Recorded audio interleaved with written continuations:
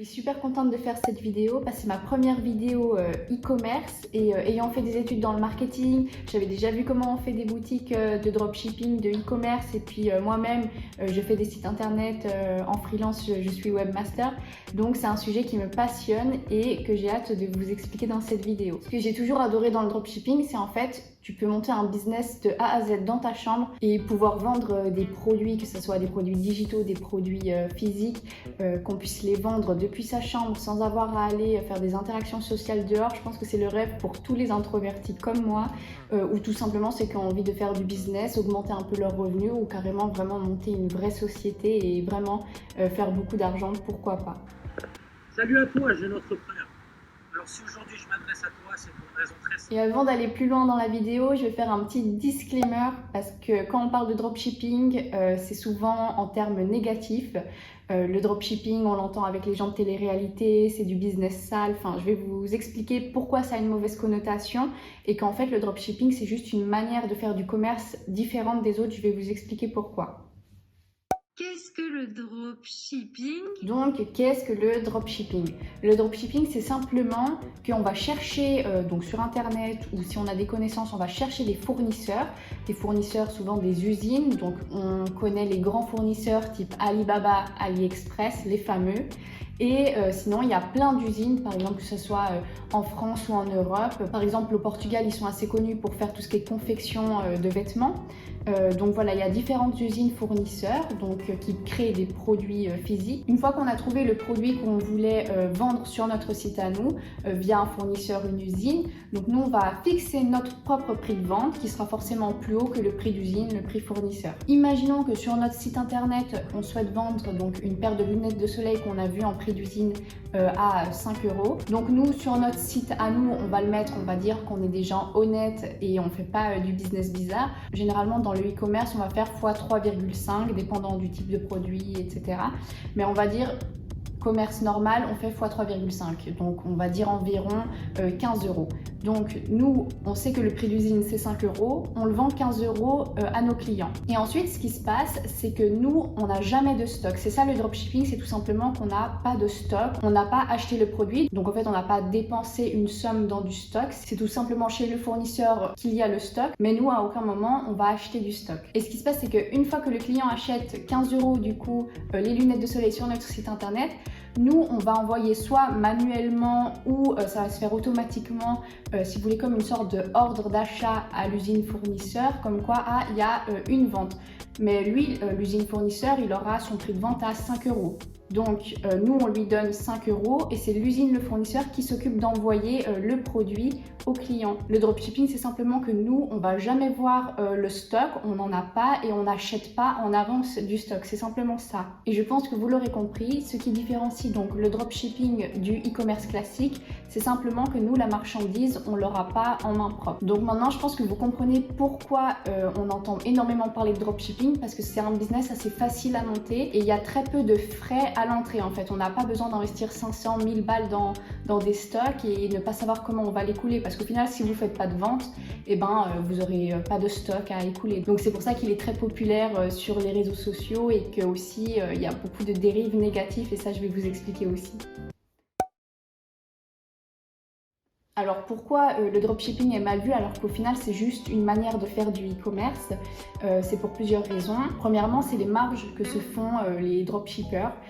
En gros, comme je vous expliquais plus tôt, généralement dans le commerce, dépendant quoi encore, mais généralement dites-vous qu'il faut faire x 3,5 par rapport au prix usine. Donc voilà, donc si quelque chose à l'usine est proposé 5 €, dites-vous qu'il faudra le vendre à peu près 15 €. Mais forcément, il y a des abus et certains, ils ont essayé de faire des x 10, x 15, x 20 par rapport à leur prix d'achat. Et ça, je le vois beaucoup sur les marques de bijoux.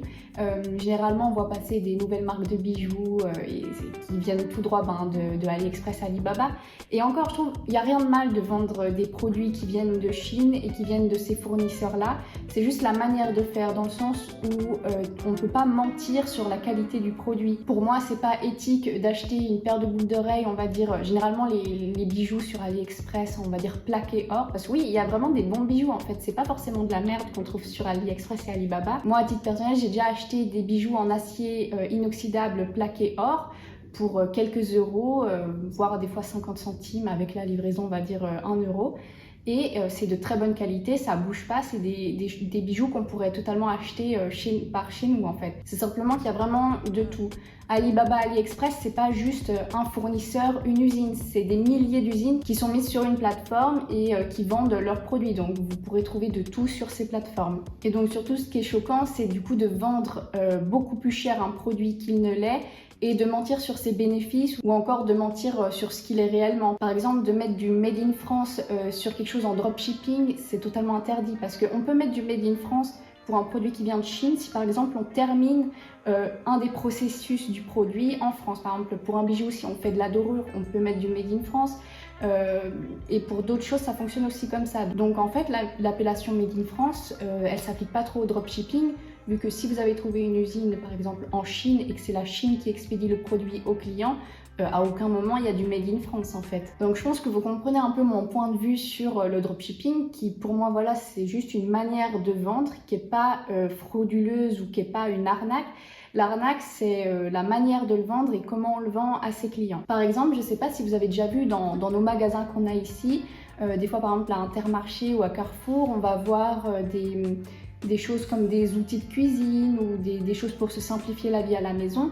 Quand on regarde derrière, c'est du Made in China, donc ça vient d'une usine en Chine et c'est Carrefour, Intermarché qui ont acheté la marchandise pour la vendre à nos clients français. Et en fait là, ça nous choque pas du tout, alors que c'est du Made in China, comme j'ai l'impression 70% de nos produits, tout vient de Chine. Et encore une fois, c'est tout à fait normal que la plupart des choses viennent de Chine parce que on n'a pas autant d'usines en France, en Suisse, enfin en Europe, on a beaucoup moins d'usines qu'en Chine où justement ils fabriquent ce genre de produits.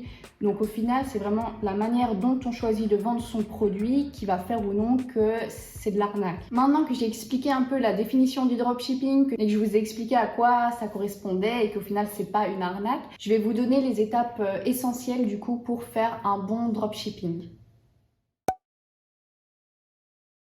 Donc avant même de créer sa boutique Shopify, avant même de commencer à penser au logo, etc., il faut chercher qu'est-ce que vous souhaitez vendre, quel est le ou les produits que vous allez vendre. Moi, je vais vous conseiller quelque chose, c'est qu'on entend beaucoup parler de boutiques monoproduits. Donc les boutiques monoproduits, ce sont des boutiques qui vendent juste un produit. C'est très populaire en dropshipping parce qu'elles avaient un très bon taux de conversion. Mais justement, vu que le dropshipping c'est un peu une mauvaise image, moi je vous conseille de vous détacher un peu de cette image, on va dire dropshipping arnaque, et on voit que c'est un site monoproduit, qu'il y a juste un gros produit qui est affiché avec un prix de vente exorbitant qui est barré avec une super promo, avec le code de l'influenceur, tu as moins 70% sur ton produit, qui est encore avec un prix assez exorbitant comparé, comme je vous ai dit, de faire le x3,5 sur le prix d'achat. Donc c'est ce genre de boutique, je suis pas très fan. Pour moi, ça crie un peu à l'arnaque. That's suspicious. That's weird. Du coup, moi, je vous conseille plus de faire une boutique plutôt nichée, qui est plutôt sur une thématique en fait. Et pourquoi c'est hyper intéressant d'avoir une boutique justement un peu avec une thématique qui est spécialisée dans un domaine, c'est parce que vous pourrez tester vos produits. C'est-à-dire que vous allez mettre plusieurs produits qui seront en fait au final un peu en compétition, parce que lorsque donc vous ferez votre publicité et que vous serez amené à faire des ventes, vous verrez quel produit fonctionne le mieux et puis à chaque fois vous pouvez en enlever, en remettre et voir voilà les produits qui fonctionnent le mieux, je sais pas, ça va être ça, et comme ça au fur et à mesure du temps vous pourrez affiner votre boutique avec que des produits qui fonctionnent bien, enlever tout simplement les produits qui fonctionnent pas parce que vous n'aurez pas de stock, donc ça vous fera pas mal au cœur de supprimer un produit de votre site parce qu'au final c'est pas comme si vous aviez investi des milliers et des cents dans des produits que vous avez dans votre chambre par exemple. Et au fur et à mesure du temps, vous aurez une boutique de plus en plus de qualité. Maintenant que je vous conseille plus de faire une boutique spécialisée avec quelques produits dans votre site e-commerce, ça va être surtout maintenant la recherche de produits et quelle thématique on va faire. Donc c'est très bien, vous avez envie de vendre des produits, mais qu'est-ce que vous allez vendre? Et ça, tout dépend du type de publicité que vous allez faire. Parce que dépendant le type de réseaux sociaux que vous allez choisir pour faire votre publicité, vous allez cibler certaines personnes. Il faut réfléchir à un produit qui est facile à vendre sur Internet. Par exemple, je ne sais pas si vous allez vendre des choses pour les personnes, on va dire 65+, comme des outils pour se masser, enfin pour détendre le dos, mais plus axés sur nos aînés. Le truc c'est, est-ce que nos aînés se baladent sur Instagram, sur Facebook, sur TikTok, sur Snapchat? Je sais pas. Enfin, si je sais et je vous le dis, non, c'est vraiment pas la bonne cible pour les réseaux sociaux. En ayant vite fait étudié le marché, les personnes qui achètent le plus sur Internet, ce sont déjà les femmes. Et pour avoir une fourchette un peu large, ce sont les femmes de 18 à 35+. Donc, c'est à peu près, voilà, cet ordre d'idée. Si vous voulez cibler cette type de clientèle-là, après, si vous voulez cibler les hommes et que vous avez un super produit pour hommes, très bien aussi, ou si c'est des choses unisexes, très bien aussi. Mais si vous voulez la jouer sécure et que vous avez des bons produits à vendre pour justement les femmes et cette cible-là, je vous conseille de partir là-dessus. Vous allez vous adresser à une plus grande partie de la population. Chose aussi très importante à savoir, c'est que la manière de vendre sur les réseaux sociaux, ça va être différent de toutes les autres manières. Si vous voulez, votre publicité, elle doit capter la personne qui la regarde. Il faut qu'elle soit un peu waouh, Oh my God!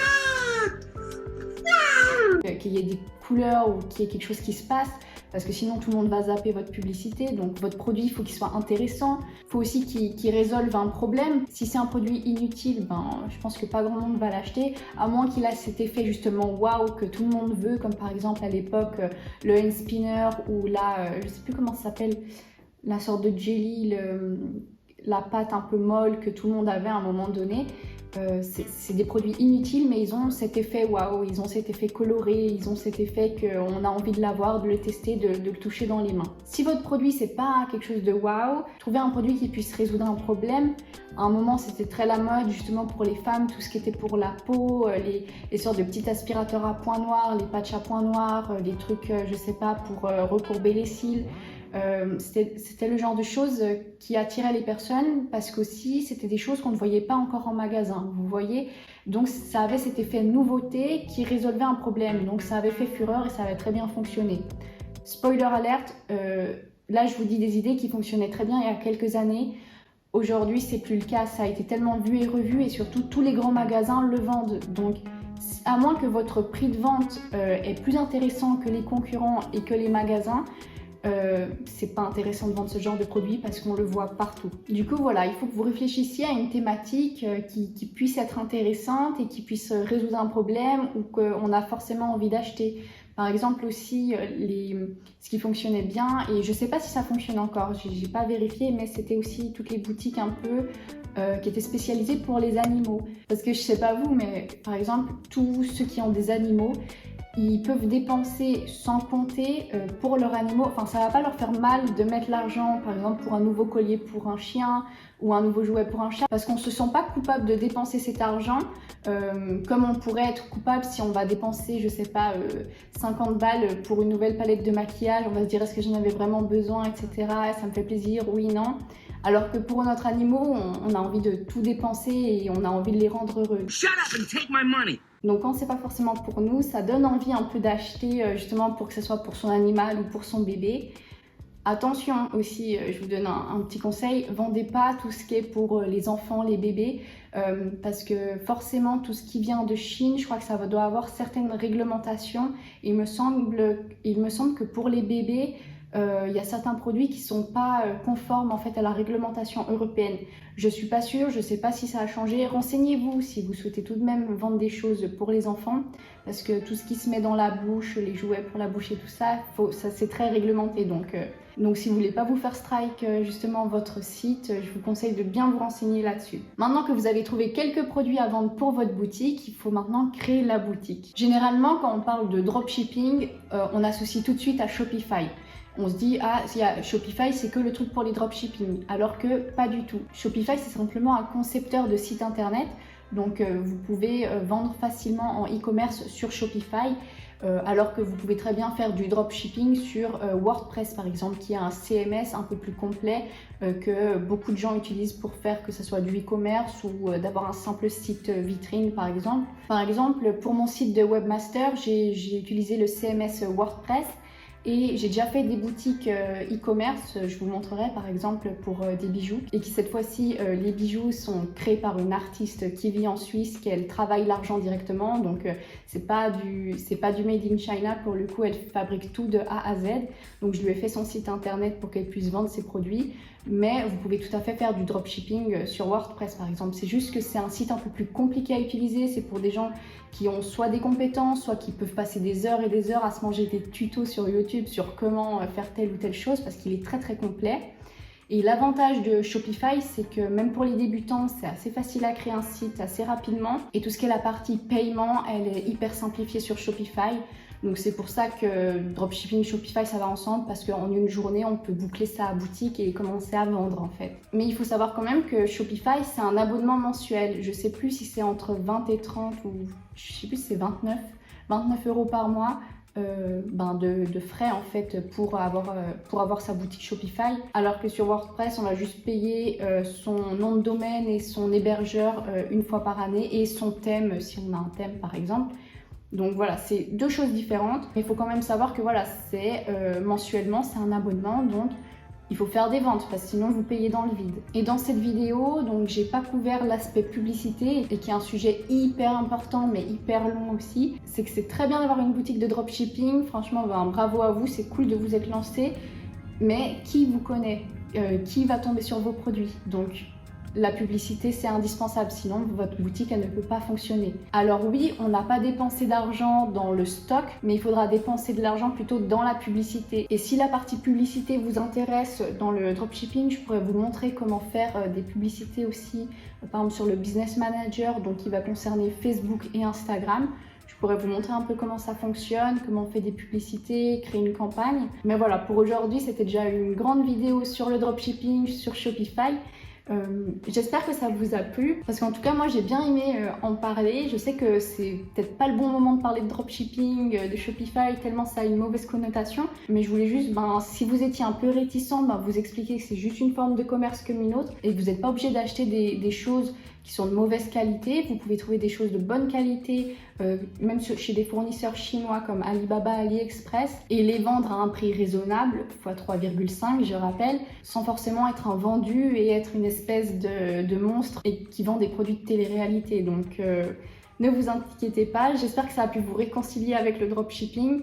Moi j'ai été ravie de faire cette vidéo, et si ça vous intéresse la partie publicité, je pourrais en parler également. Je vous remercie d'avoir regardé cette vidéo, je vous dis à bientôt.